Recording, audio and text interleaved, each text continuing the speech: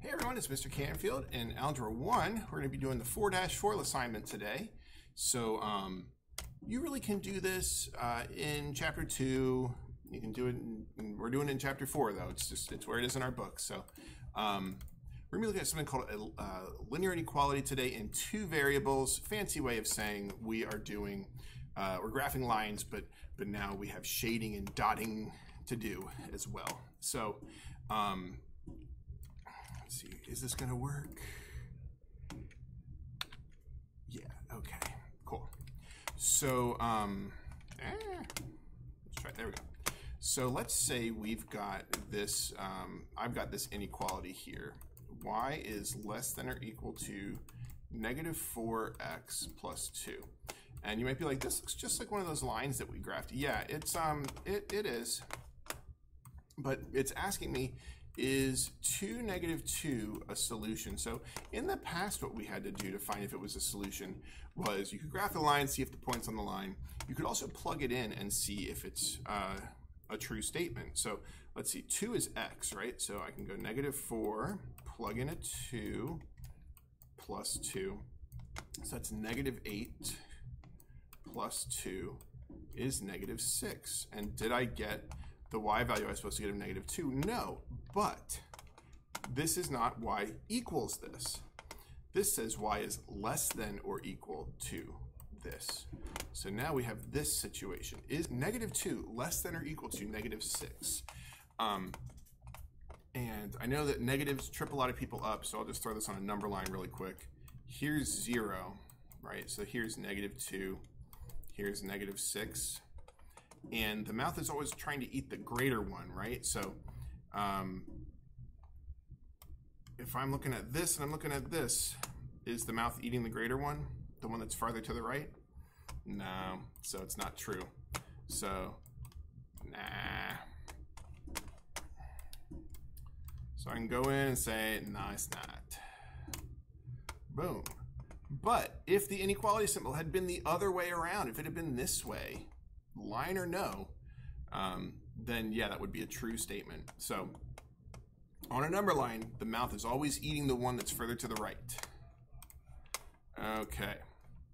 So write an inequality in two variables for which these are solutions, and they give us H options, right? A, B, C, D, E, F, G, H, 1, 2, 3, 4, 5, 6, 7, H. H and 8 are that's fun. Did you know that? I don't know if I knew that. So I'm going to go to my calculator for this one. It's literally just going in and we got to plug in a bunch of numbers and see, okay, when do we get one that's true for both? It's a little bit tedious, but I just want you to have the experience of doing this check. That's like, I saw this question and I was like, it's a little bit tedious, but it's worth doing once. You know, it's worth doing this one time in this one problem that we're doing it right now. So x is 3, y is 7. So 3 times 3 plus 2 times 7. Is that greater than 23? Oh no, that's equal to 23. So I know it's not A. Well, let me try the second one then. 5 times y. So 5 times 7 is 35. And on the right-hand side, I'm supposed to get 4 times 3 plus 23. I got 35. Ooh, I got equal again. It doesn't say anything about equals. It says this needs to be less than this, so they can't be the same. So let me try the next one, 4 times y, so 4 times 7. It's 28. Let me look at the right-hand side.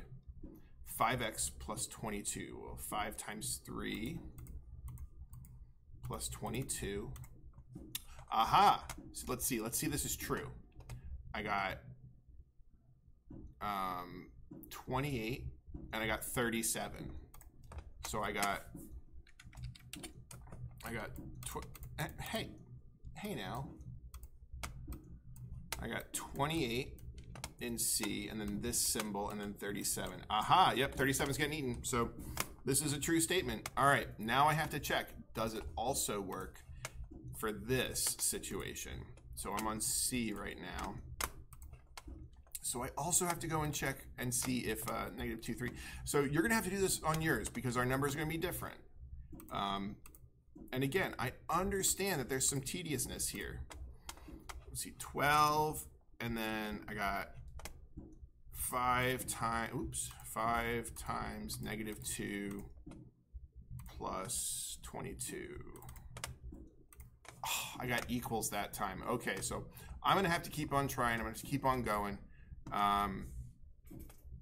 Let me see if I think I found which one of my, so I realized that these are all kind of similar. I know that in the first one I got equals, and in G it's the same thing. I got equals, but if you didn't see that, you know, if you don't see it on yours, just you just keep trying them until you get one that works for both. Oh wait! I have to see if this works for both though. So negative 2 and 3, right? Let's see what happens if I get negative 2 and 3. 3 times negative 2 plus 2 times 3. Oh, okay, no, that doesn't work. Okay. Let's see, what about D? 5 times 7, and then 4 times 3 plus 23. So that's actually okay, right? Because it says that it's greater than or equal to. So the first point works for D. Let's try the second point for D. The second point for D says negative 2 is X. Oh wait, but 3 is Y, so left-hand side is going to be 15, right? Because 5 times 3 is 15. Right-hand side is going to be 4 times negative 2, which is negative 8. Plus 23. Oh, okay. Okay. I got 15 and 15, but they're allowed to be equal. So it's going to be D. It's okay if it takes you 5 or 10 minutes with this problem. It's fine.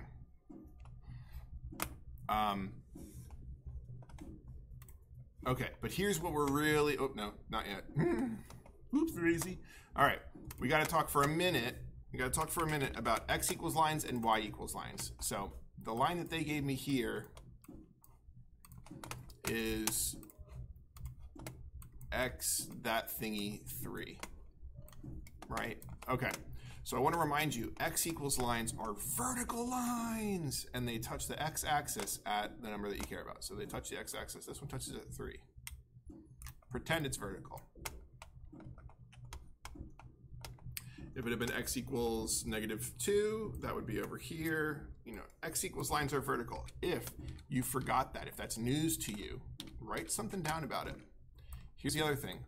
Let's say we had Y equals 3. A Y equals line, that goes horizontal. I can have a conversation with anybody about this. If there's any confusion as to why this is true, I'll happily talk with you about it. Okay. Now let's look at the problem at hand. This says X less than 3. So I don't just go to 3, draw a vertical line. I also have to take into account a couple of things.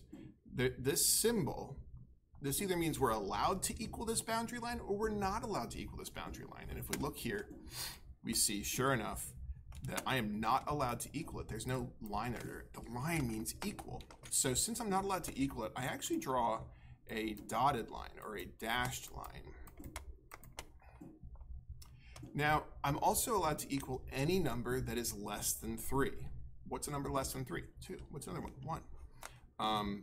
If you remember the shading rule for this, x3, as long as x is on the left-hand side, the mouth is actually a little arrow, and so it's pointing to the left. So I know that I actually shade all this stuff over here.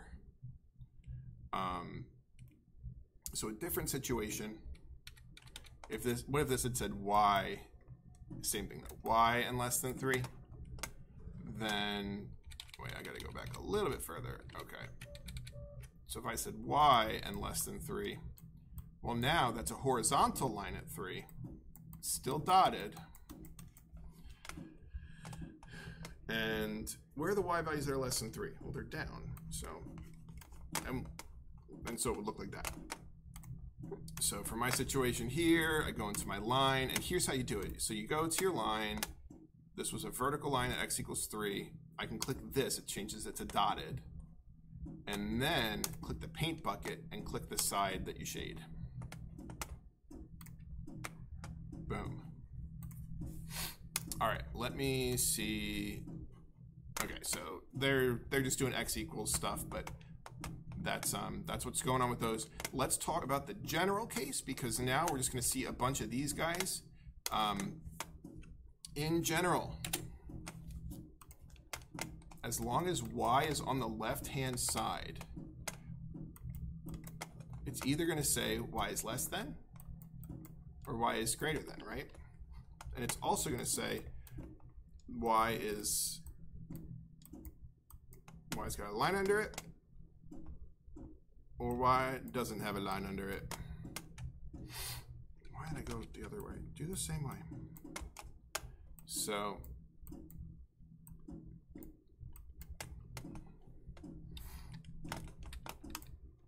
I'm going to give you the answers to this, talk about how this works.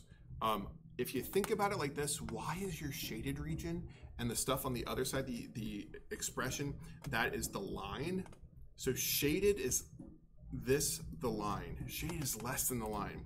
This shades under.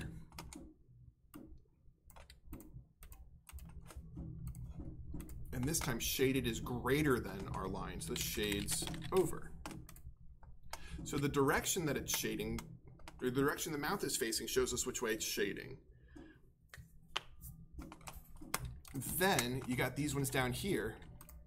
Line underneath means solid line. It's allowed to equal the line. That's why it's a solid line. This one down here, the second one, no line underneath means dotted line. So it works. So the two memory devices that I like, and if you have one, I would love to hear about it. The line, solid line gets a line underneath. No line, no line. That's my first memory device that really helps. You know, that line is our indicator. Oh, right, I'm coloring it in, basically. Then these ones, my first year teaching, I had a student who was really struggling, and we were talking about it, and we came up with this, and they were like, oh, of course. And so I've been using it ever since. You know, we always talk about how it's a mouth, right? And it's a hungry mouth, and it's always trying to eat stuff. If it eats Y, it throws up. So like Y is food poisoning or something. If it eats Y, bleh, it throws up. Shades over. So I'll show you what I mean. I like it because it's silly. Sorry if vomit is disgusting to you. I mean, vomit's disgusting in general. But okay, so when I look at this, look, all four of these lines on my page, they're the same line. And all I need to do is look at this and go, okay, is it dotted or solid? Oh, I see the line underneath, so I know it's solid, right? So then I know it's either A, because I got a solid line, or it's D, because I got a solid line. And then, is it above or below? Oh, well, it's not eating Y, so it keeps it down. So I'm looking for a solid line below.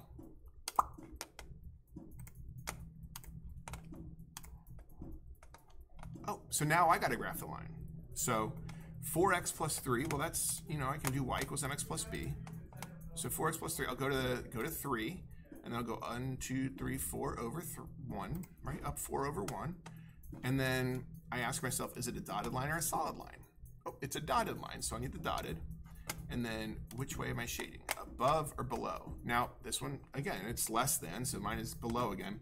So the way you do it, get your paint can, put it on the line somewhere, and then literally move it up a space or down a space from the line. So like if it was above, I would go up a space and click. There we go. But no, I gotta go down. Cool, cool. All right. I need to delete this. All right, trying again. Going up 3, and then go 1, 2, 3, 4 over 1. All right, shading below. So Oh no! I forgot to change it to a dotted line. So I'll select it again, click dotted, save. Okay.